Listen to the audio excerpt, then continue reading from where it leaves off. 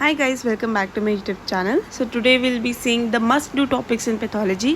मैंने पहले भी pathology के important topics की वीडियो डाली है, but वो बहुत ज़्यादा extensive है. मतलब जितने भी important topics हैं वो सब हर एक चैप्टर में मैंने उसकी वीडियो डाल रखी है and you can watch it also. लेकिन इस वीडियो में will be talking about just the most important topics. So आपके MBBS थ्योरी एग्ज़ाम्स के लिए जो कि बिल्कुल बस यही नेसेसरी है. इसके लास्ट मोमेंट में आप ये वाले टॉपिक्स कर लो. This video is for that purpose. So I have written down it in general and systemic pathology. ठीक है, इसमें डिवाइडेड है.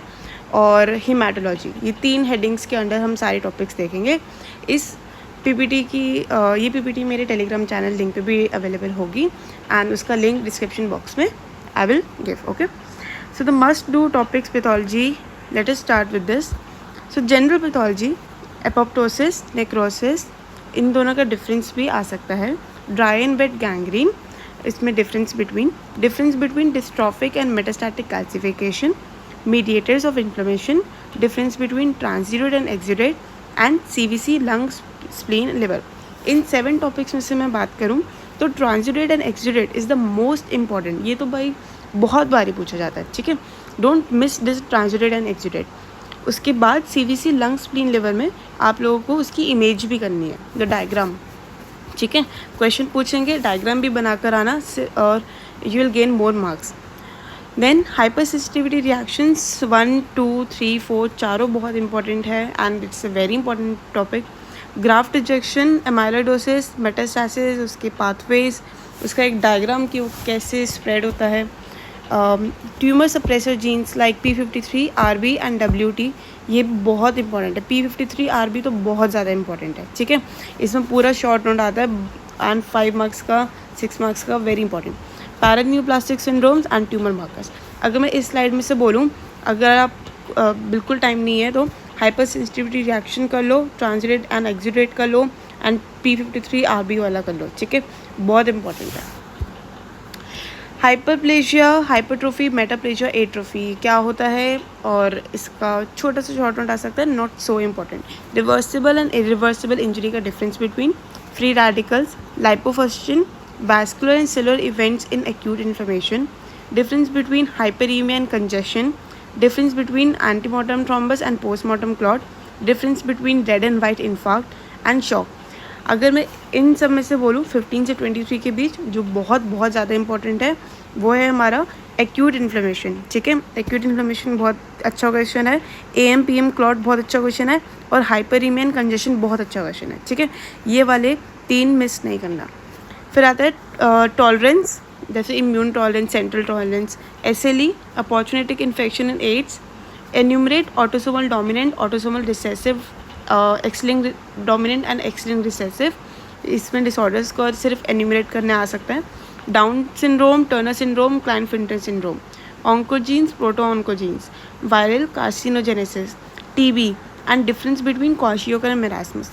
अगर मैं इनमें से बोलूँ, the most important is AIDS. ठीक है, opportunistic infection in AIDS, very commonly asked question. और जो ये ऑटोसोमल डोमिनेंट, ऑटोसोमल रिसेसिव है ना, इनके निमोनिक्स लो और निमोनिक्स से लर्न करो कौन से डिसऑर्डर्स इसमें आते हैं. ठीक है, अब हम आते हैं हिमेटोलॉजी. ये तो था सिर्फ जनरल का.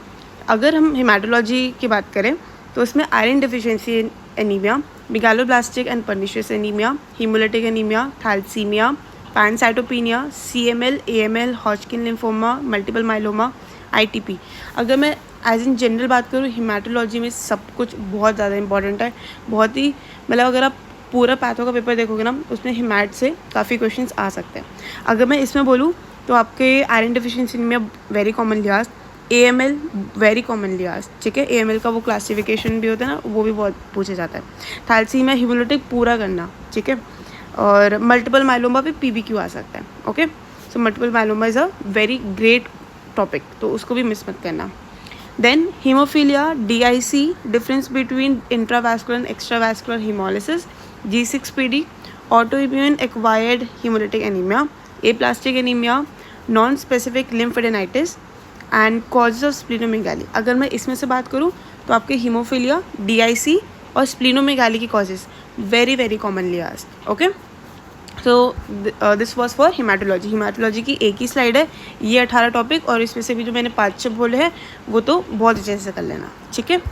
फिर आते हम सिस्टमिक पैथोलॉजी पे. ये थोड़ा हमारा वास्ट है. अगर मैं आपको कोई टिप्स एंड ट्रिक्स दूँ सिस्टमिक ले, so that is diagrams diagrams diagrams. बिल्कुल फोकस करो डायग्राम्स पे. और अगर क्योंकि सिस्टमिक पैथोलॉजी याद नहीं रहती है, सो अगर आपका 5 मार्क्स का भी क्वेश्चन आता है and you make a diagram, then you get much better marks, ठीक है. अगर आप और उसी डायग्राम को फिर नीचे एक्सप्लेन कर देना. So this is a trick for systemic pathology. Please do not miss diagrams. और इसे याद करना भी बहुत आसान है एंड आपको याद भी रहेगा टॉपिक, ठीक है. सो सिस्टमिक पैथोलॉजी में वैस्कुलाइटिस की क्लासिफिकेशन, लार्ज स्मॉल मीडियम, कौन सी वेसल्स इन्वॉल्व होती है, कौन से वैस्कुलाइटिस वाले होते हैं, ठीक है. फिर polyarteritis nodosa, okay, aneurysm, ischaemic heart disease, MI, emphysema, bronchial asthma, lung cancer, peptic ulcer, difference between Crohn and ulcerative colitis. अगर इस लिस्ट में से मैं बोलूँ तो यार एन्यूरिज्म कर लेना, एमआई बहुत अच्छे से कर लेना, आईएचडी कर लेना, एथेरोस्क्लेरोसिस के ऊपर बढ़िया क्वेश्चन आएगा. एंड इसमें क्रॉन और अल्सरेटिव भी बहुत तगड़ा क्वेश्चन है, ठीक है. तो aneurysm, IHD, MI, Crohn and ulcerative very important. Emphysema can also be asked, okay. और फिर आता है हमारा jaundice, portal hypertension, glomerular diseases, pathomechanisms and diabetic nephropathy, teratoma, BPH, prostate cancer, ovarian tumour, papillary thyroid, fibroadenoma and BCC. अगर मैं इसमें से बोलूँ तो यार बीसीसी बहुत ज़्यादा इंपॉर्टेंट है. मतलब इसका डायग्राम भी कर लो, इसका हिस्टोलॉजी वाला डायग्राम, और वेरी इंपॉर्टेंट, ओके. फिर हम आते हैं Kawasaki disease, Takayasu arthritis, atherosclerosis, Kaposi sarcoma, infective endocarditis and rheumatic fever. ये थोड़ा माइक्रो का है पर स्टिल इम्पॉर्टेंट.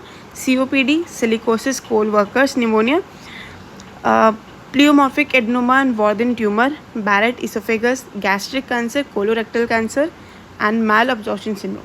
इसमें से मैं अगर बोलूँ तो एथेरोस्क्लेरोसिस ऑब्वियसली, एंड आपका ये सीओपीडी पे भी हो सकता है, वॉर्दन ट्यूमर पे भी हो सकता है, बैरेट इसोफेगस बहुत इंपॉर्टेंट है, ठीक है. और ये कोलोरेक्टल कैंसर, ये कर लेना यार, ठीक है. बैरेट इसोफेगस, कोलोरेक्टल, इस लिस्ट में से मेरे को ये दोनों इंपॉर्टेंट लगते हैं. फिर hepatitis, cirrhosis, alcoholic liver disease, Wilms tumour, CKD, adult and child polycystic kidney disease and pyelonephritis, seminoma, complete versus partial H mole मतलब hydatidiform mole, breast cancer, Graves या goitre, phyllodes tumour, meningitis, glioma classification and schwannoma. इस list में से अगर मैं बोलूँ Wilms tumour बहुत important है, ठीक है. और ये ग्लायोमा की क्लासिफिकेशन भी मेरे पेपर में 2 बार पूछी गई है. एंड आप अपनी यूनिवर्सिटी के हिसाब से भी देखना आपकी यूनिवर्सिटी में क्या ज़्यादा पूछा जाता है, ठीक है. Don't just rely on my things, आप अपनी यूनिवर्सिटी के अकॉर्डिंग भी चलना कि क्या ज़्यादा पूछा जाता है, ओके. सो इस लिस्ट में से यही वाले. और ये लिवर वाले तो बहुत इंपॉर्टेंट है, अल्कोहलिक लिवर डिसीज, सिरोसिस, ये पता होनी चाहिए. पर सिस्टमिक पैथोलॉजी का again I am saying diagram diagram diagram. अपनी बुक उठाओ, सारे डायग्राम्स देखो, कौन सी हर्षमोहन, ठीक है, उसके डायग्राम्स भी बनाने लायक है, ठीक है. So that is all for the must do pathology topics. बस मेन इंपॉर्टेंट करना, अपनी यूनिवर्सिटी के हिसाब से भी चलना, जो मैंने बोला है वो भी करना. And thank you for watching this video and I hope you get great marks in your exams. So thank you.